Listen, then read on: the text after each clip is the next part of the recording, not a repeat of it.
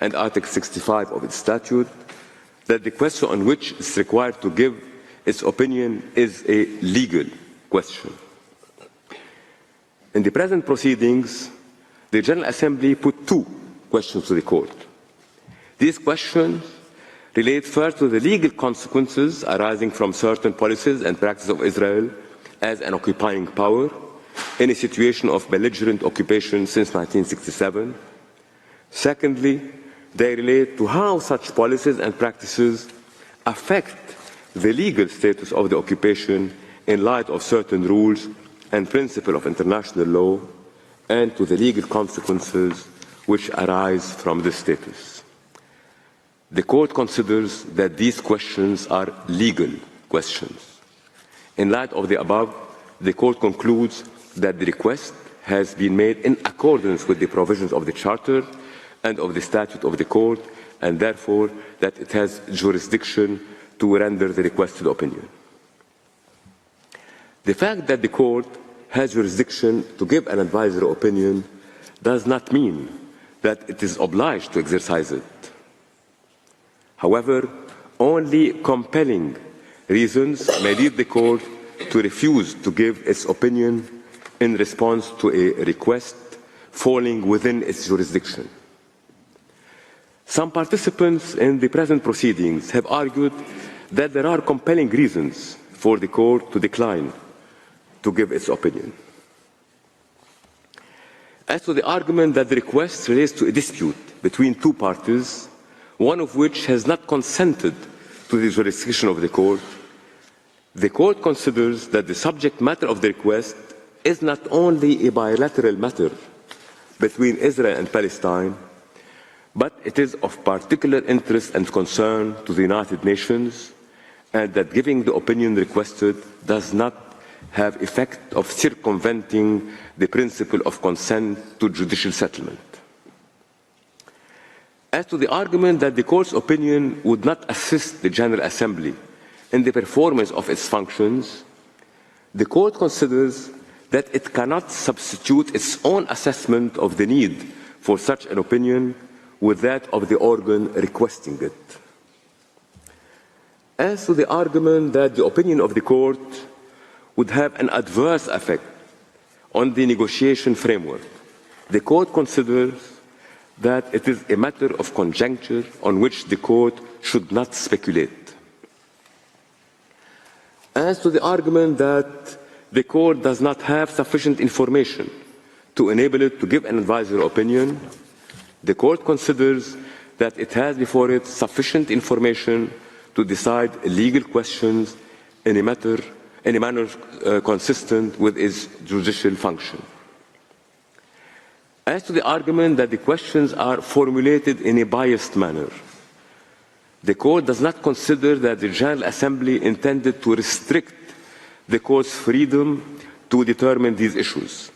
The Court will ascertain for itself whether Israel's policies and practices are in violation of the applicable rules and principles of international law before determining the legal consequences of any such violations.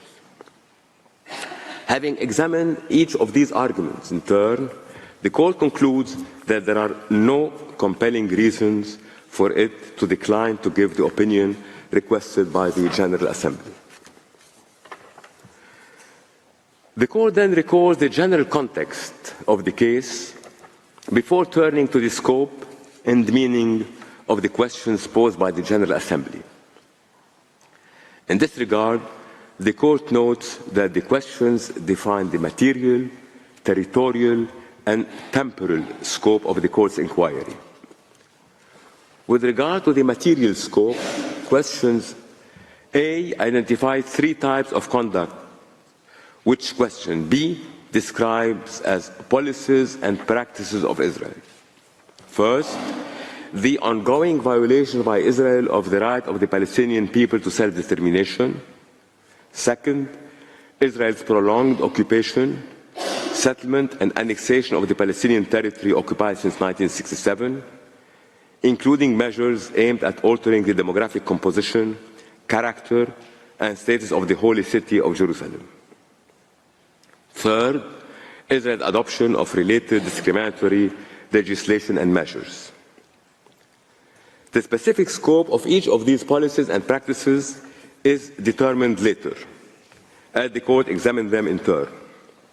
Before turning to that examination, the Court limits itself to observing a feature common to all of them, namely that the terms of question A assume that these policies and practices are contrary to international law.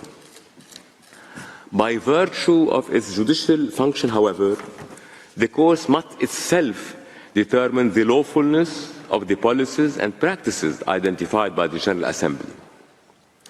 In the present case, the Court considered that question A required an assessment of the conformity with international law of those policies and practices of Israel identified in the request.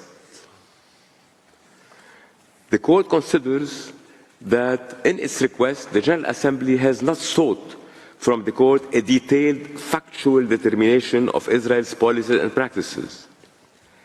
Therefore, in order to give an advisory opinion in this case, it's not necessary for the Court to make findings of fact with regard to specific incidents allegedly in violation of international law.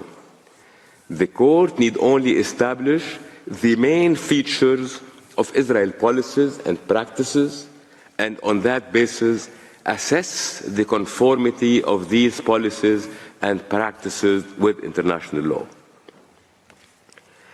In terms of its territorial scope, question A refers to, and I quote, the Palestinian territory occupied since 1967, unquote, which encompasses the West Bank, East Jerusalem, and the Gaza Strip.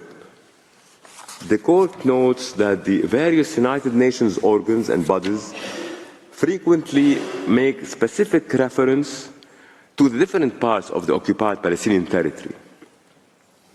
The Court also does so in the present advisory opinion as appropriate.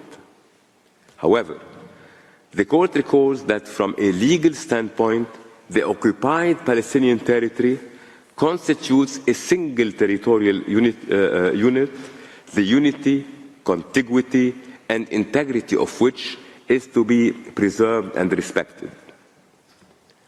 Thus, all references in this opinion to the occupied Palestinian territory are references to a single territorial unit.